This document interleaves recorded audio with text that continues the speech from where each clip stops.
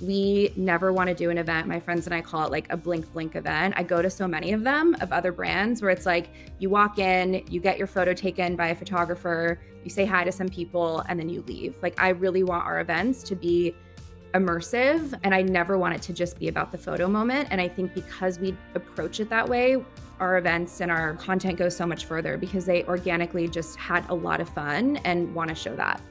Explore the minds and marketing strategies behind today's winning brands and businesses.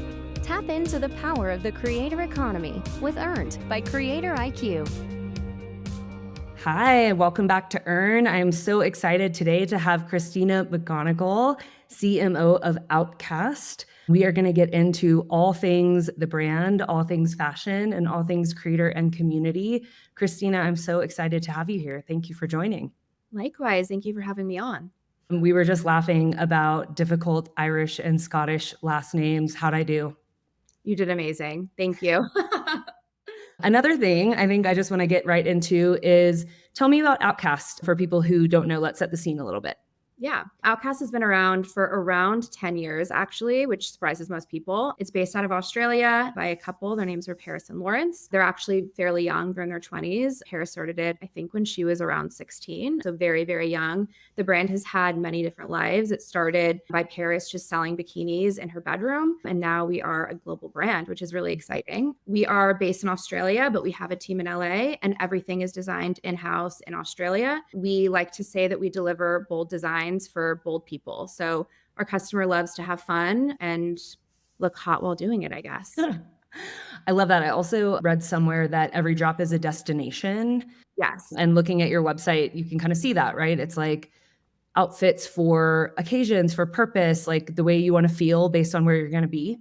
For sure. We say we design product for our customers' best and most favorite moments. So birthdays, vacations, going out clubbing. So I think that kind of differentiates us. We kind of know what our customer is buying for, and we tend to cater for that. You've been at the brand for a little over 2 years. Yes. As you said, just rapid change and growth on a global stage.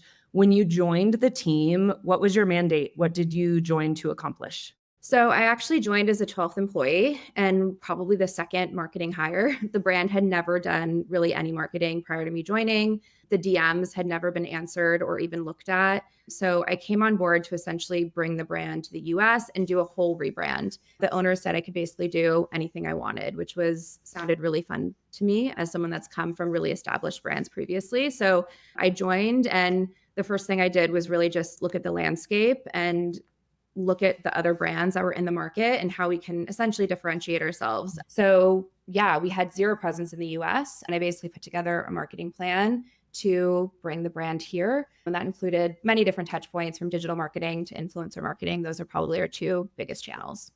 That's really exciting. As someone who I was employee number 19 at CreatorIQ at this company and have been here for quite a while now, seen it through a ton of evolution and change. What was the biggest difference for you stepping into kind of startup land? Yeah, I mean, I think it was really fun. We don't have any red tape, which is awesome. It means we can move really, really quickly. But when I joined, there was really no infrastructure. So like I mentioned, there was no finance team. So I was doing all of the forecasting myself with the CEO. So really laying the groundwork, not just for marketing, but across the entire business. So that included advising on key hires. Yeah, it made it fun though, because I was able to really build from scratch. We didn't have like legacy systems. So I was able to really advise on, hey, we need CreatorIQ. This is important for the growth of the business. And they obviously trusted and wanted to invest in where I saw fit. So yeah, it's been really, really fun. A lot of hard work, obviously, a lot of trial and error, but been successful, which is awesome. Yeah, I read some growth numbers earlier, something like 800% sales growth in the US, topping 40 million in revenue in 2024. Give me a little overview of where the business is today. Yeah, so when I started, we were around, from a financial perspective, 11 million. We are now looking to hit 100 million this year. So okay, numbers, the US doubling from last year. Yeah. Mm-hmm. Wow. Yes.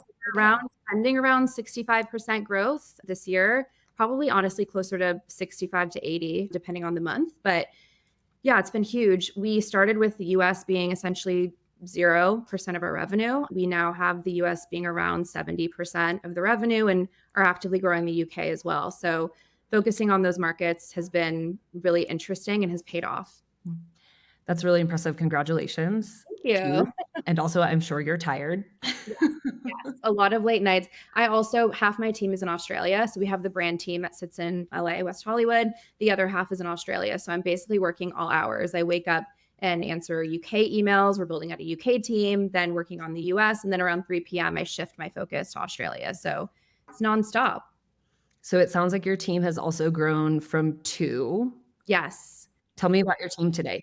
Yeah, it was myself and a digital marketing manager. She's now the director of digital marketing, which is great. We have 4 people on her team. She oversees CRM and paid media and our loyalty program. And then on the brand side, I have events, PR, influencer marketing, and teams under all of those departments. So I think we have around now on the marketing team 20. And I've been very lucky. Everyone from my past life has been wanting to work with me again. So they've been all reaching out. And so I'm working with a lot of people that I worked with previously, which has been fun. I think that's great. What are some of the, a lot, I think, of our listeners and all of us think understanding kind of what to look for when you're hiring a team, right? Like finding the right people, right skill set for the right work to drive the outcomes. What do you look for when you're looking for team members? It's really hard. And honestly, I will say that I'm someone that really believes in culture first. I can teach somebody the marketing skills for the most part, but you have to understand the customer and the brand.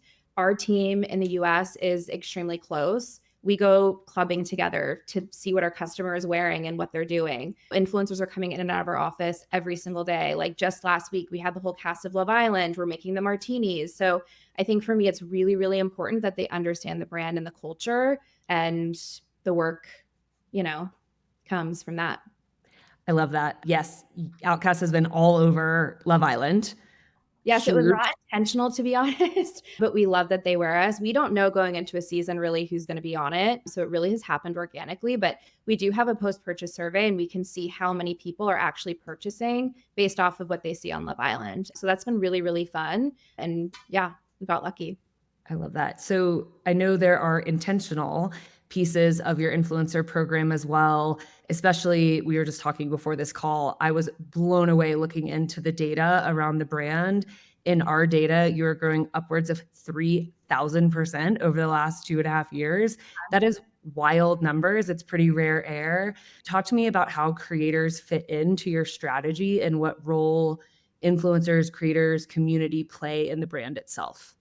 It's huge. I think it's our, number one marketing play really is just influencer marketing. I started a brand called Boohoo for some background, and I was really lucky to work there because through that, I met so many creators and influencers. My first hire actually on the marketing team was someone that I worked with there who leads our influencer program.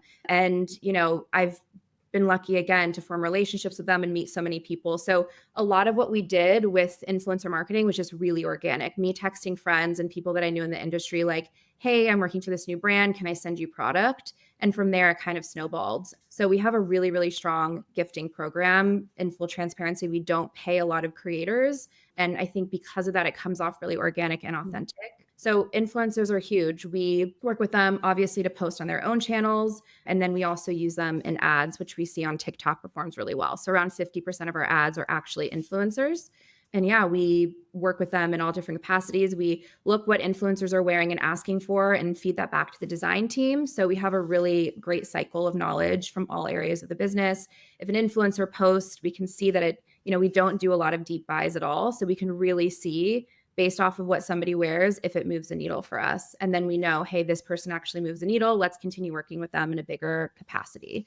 A lot of our influencer strategy is event-based. So we do a lot of events that I would say we're sort of known for that, throwing really fun, engaging events that people really want to come to. And, obviously when they come to the events, they're wearing the brand and amplifying it further. So that's sort of how it started, like just gifting people, texting people, inviting them to events, and then it kind of snowballed from there.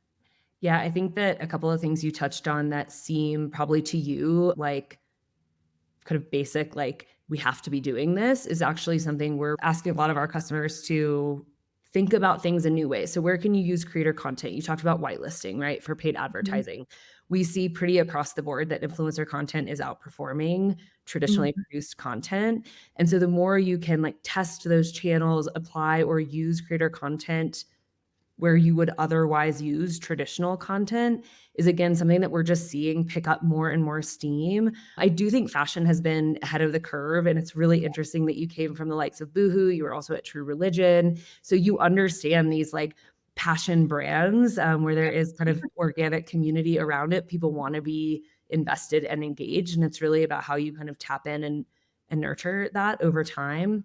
I also want to talk a little bit about the role of events. I know it's a big part of your strategy. I think we've seen a huge upswing in events and investment in events, even in just the last 2 years. A lot of people talk about it like coming out of kind of COVID and isolation, where we all want to be IRL again. But I really am curious how you understand the return on events and how you measure that. We do measure EMV through Tribe, which is great. But I think for us, it's just really organic social conversation. So are influencers posting about us organically? How are they talking about us post event? Or am I hearing feedback like, oh, my friend went to this event and said it was the best event they ever went to? I think for us, events are really an opportunity for us to showcase the brand and build these worlds that people can come and immerse themselves in. We never want to do an event. My friends and I call it like a blink blink event. I go to so many of them of other brands where it's like you walk in, you get your photo taken by a photographer, you say hi to some people, and then you leave. Like I really want our events to be immersive, and I never want it to just be about the photo moment. And I think because we approach it that way, our events and our content goes so much further because they organically just had a lot of fun and want to show that, to their followers. Yeah, I love that. We host 2 big events every year, big tentpole events in LA and London. And same, obviously, we have kind of our core KPIs that we measure. But for me, it is really about the feel, like the connection that people are making, the feedback we get, the connections that they make with each other at the event that they carry beyond the walls, For the sure. conversations that we start. It's really much more than the event itself. It's like what it can stimulate. And I really love that approach as well. Okay, one thing that I'm really curious about as an Australian brand that's growing rapidly in the US and then also now taking a more distinct UK strategy, how do you think about kind of customer profiles and markets? What's different in the US versus the UK? How do you start to shape that strategy? Yeah, it's interesting. I think our customer is very different in each of those markets. The Australian customer, which we originated there, obviously, definitely understands the brand differently than the US because they've known and grown up with the brand. At one point in Australia, we were a festival brand. People really still see us as that in Australia, versus in the US, we were sort of able to build something from scratch. And we're doing the same in the UK right now. I think the customer in the UK approaches marketing in different ways. There's not as many influencers in the UK. So it's important that you align yourselves with the right one. From a customer perspective, the UK customer shops us a lot more for vacation. It's much easier for them to go to Euro Summer and experience that. So they're shopping us much more frequently. We're actually at the end of this month opening up a new warehouse in the UK, which is amazing, and launching a new site and a new app. So they'll have their own dedicated experience. We want to make sure that, that's another really important part of the brand and how we grew it. In the beginning, we had a lot of logistical issues around shipping and all of that. But we now, I think, making sure that the experience for our customer is really localized and tailored to them and in their tone of voice is important. Yeah, I love that. Thank you. As you're looking to the future and the growth of the brand in its various stages, what are you the most excited about and what keeps you up at night? There's so many big projects actually that we're just kicking off right now, whether that be partnership conversations, retailer conversations. We just opened a pop-up at the Grove, which, believe it or not, we pulled off in 2 weeks. So it was a month long. Whoa. Yeah, everything from ideation, like we literally signed on the dotted line and then had 2 weeks to come up with the idea for it and execute it. Luckily, we have amazing partners. So we're sort of in the middle right now of deciding what are the next steps. Do we go back to the Grove with a full-time store? Do we look at New York or Miami? So that's really exciting. What keeps me up at night, and I mean this literally, is just the fashion space is so saturated right now. everyone is doing everything. So it's really, really important to me to continue differentiating and driving the brand forward. So my team is in constant communication. We have an Instagram group where we're just sending each other what other brands are doing, more so in a way of what we don't want to do. I look at other brands in our landscape and I'm just like, hey, they're doing this. Let's go to the right. So I constantly have my finger on the pulse, and quite literally I'm like scrolling TikTok and Instagram, sometimes at all hours of the night, just to make sure that we understand what's happening in culture. Yeah. I like that approach to the competitive landscape. It allows you to stay really focused on your positions of strength, right? Like who you are versus who you're not, if that makes sense. I'm always a fan of like competition should never be a defensive strategy. It really should be about understanding and redefining again where your white space is and what your opportunity is. So I think that's a really cool and probably very difficult approach, especially as a brand that is very trend forward. That's an interesting area to play, right? Is really trying to stay ahead on trend, but also set yourself apart as a brand that is building really around a strategy of longevity. Yeah, exactly. It's interesting. When I think of being trend focused versus being, I've worked at heritage brands before that, do one thing and do it really well. I think for me, it's about finding the thorough lines within the brand that we can keep consistent while pivoting to these cultural moments. So we developed our loyalty program and called it the Heartbreak Hotel. We know our customer is dating, they're on the apps, they're dealing with men that aren't the best. So we have this program called the Heartbreak Hotel that we've built out and we continue to use in various different ways. So one of the ways obviously is a loyalty program. We've sent out to our top 100 loyal customers full Heartbreak Hotel boxes that included custom robes that had the Heartbreak Hotel logo,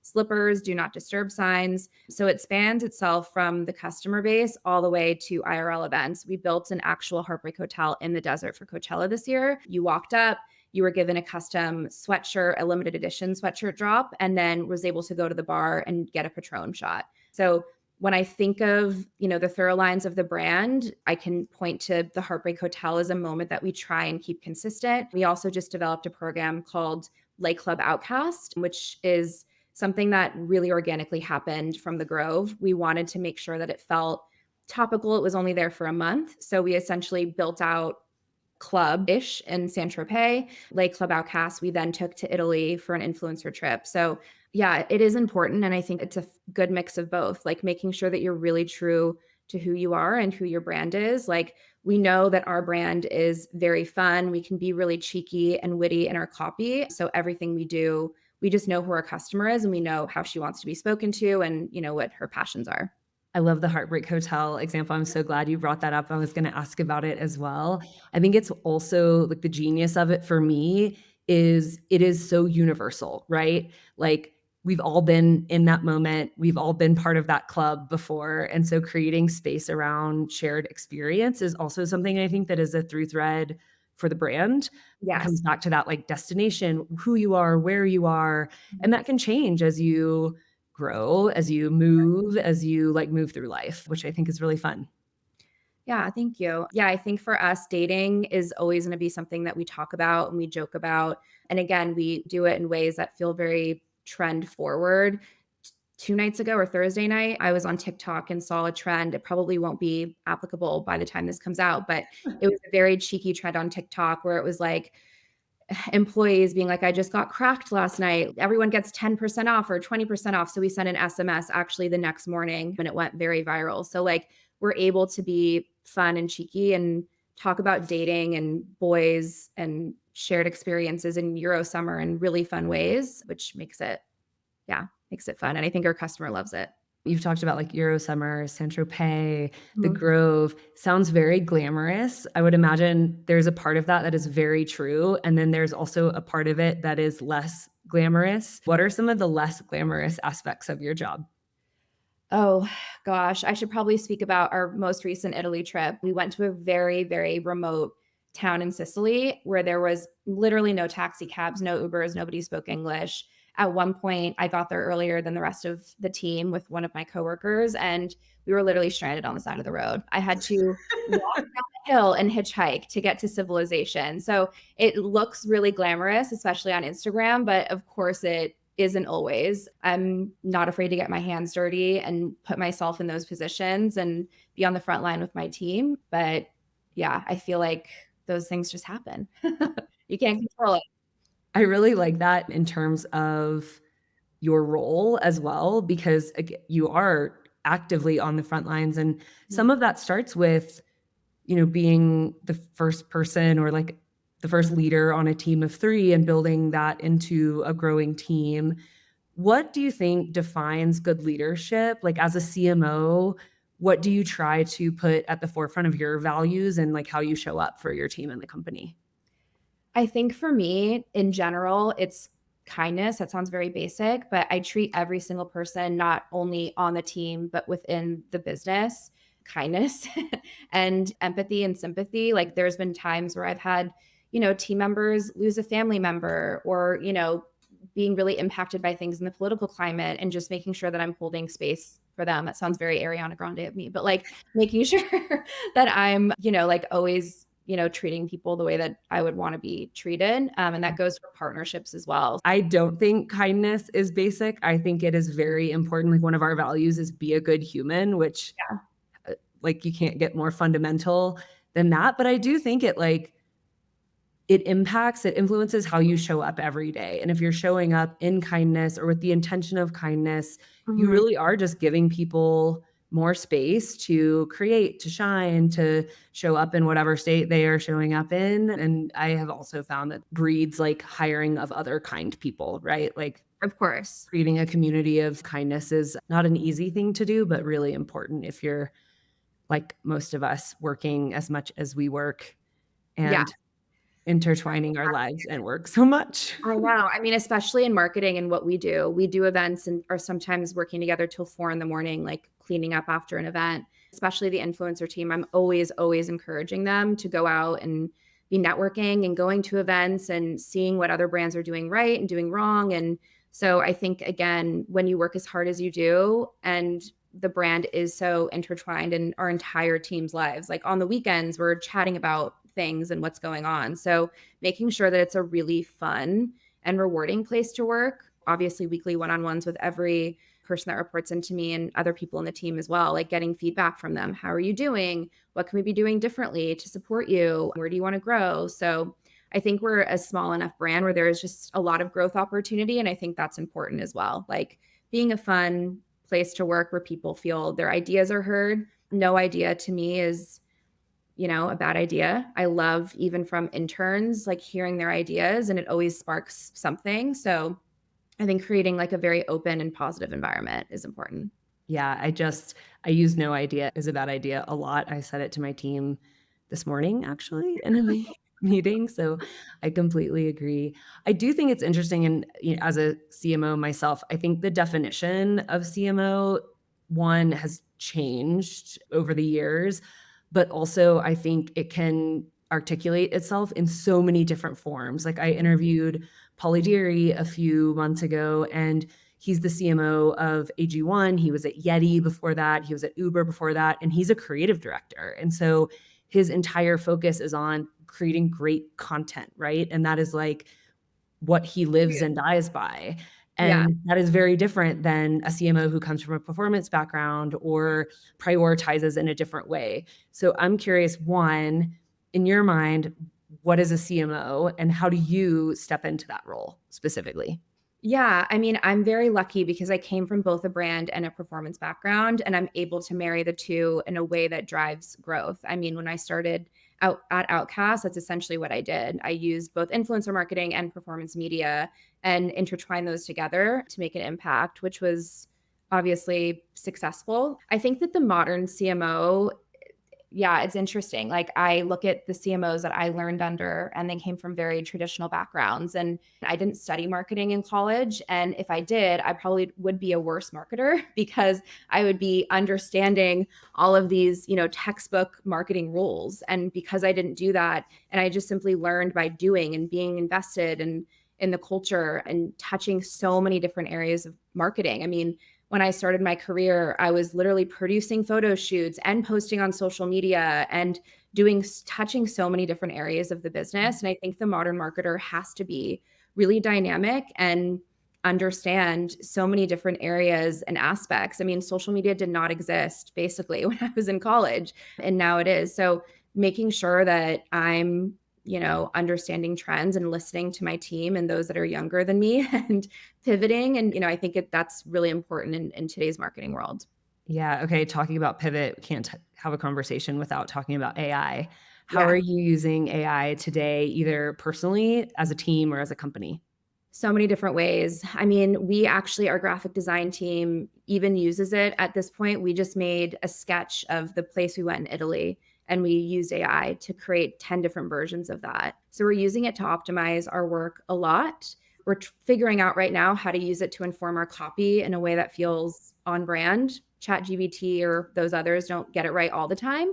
But yeah, just using it, I think, to optimize our workflow and speed up anything you can think of, writing press releases, making sure obviously we're editing them and going through with a fine tooth comb, but just using it to speed up, a lot of different areas of the business. Yeah, it's really interesting. We are in a similar boat, I think, where we are using AI across every team, every function, pretty much every workflow, but also from a philosophical standpoint, believe that like we're in this industry because we feel like humans are why we all want to connect. We want to hear from people. We want to connect with people.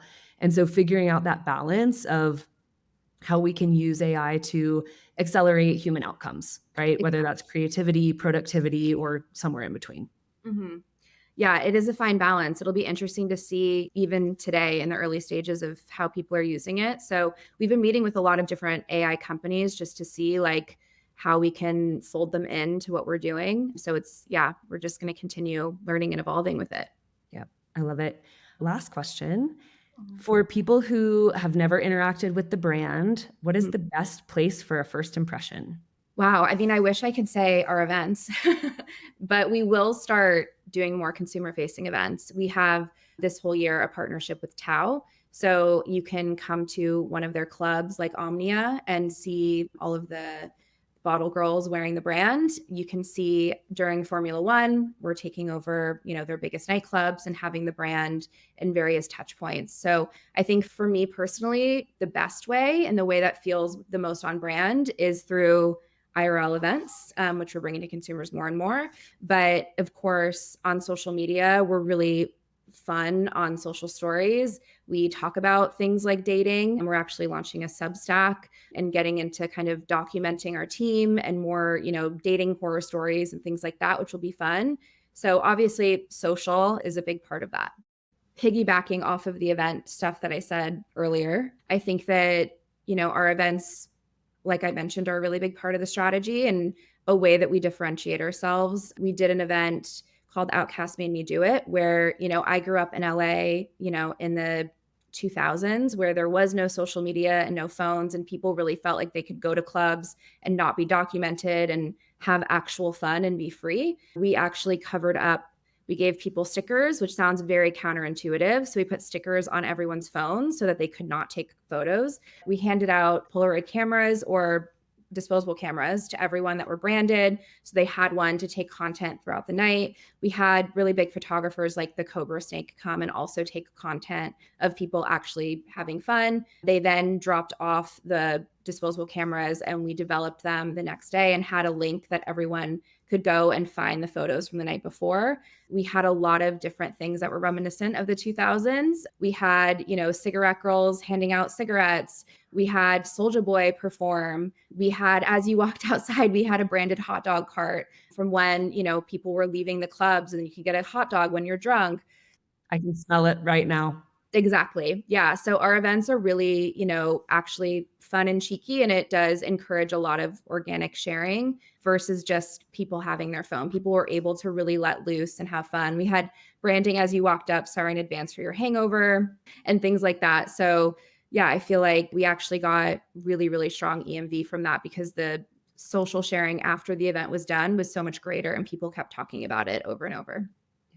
I love this like tension that exists. I think about this a lot in my life, even of like, yeah, obviously I work in and around social media. Mm-hmm. It is always on, but this idea of like creating space that is separate from that, that is really about like community and experience or fun, or maybe a little bit of like letting your guard down, whatever that like translates to. It's really fun as like a digital first brand that you're bringing that into it. Like we don't always have to be on, right? To like connect, create, etc. Yeah, I think it's important. I mean, even Polaroid had a campaign, an out-of-home campaign about this whole Genius. concept, which was so, so, so smart. I mean, it's people are obviously online, but the more that people are online, the more they're going to want to go and experience things in the real world equally as much. They crave that almost even more. So I think it's important to be, a part of those moments and create spaces like that for especially talent whose entire life is just being on their phone and doing everything for the photo. We want to make sure that, yeah, at the brand, even when they come into the showroom, like they're able to have fun, let loose. We're not like forcing people to take content. It's just all about like forming those organic relationships. Yeah. Perfect. I think that's a great point to end. Thank you so much for being here. Appreciate it. Thank you so much. Be a friend, tell a friend, and subscribe. Earned by CreatorIQ. CreatorIQ is your all-in-one solution to grow, manage, scale, and measure your influencer marketing program. Ready to unlock the power of the creator economy? Get started with a demo today at CreatorIQ.com.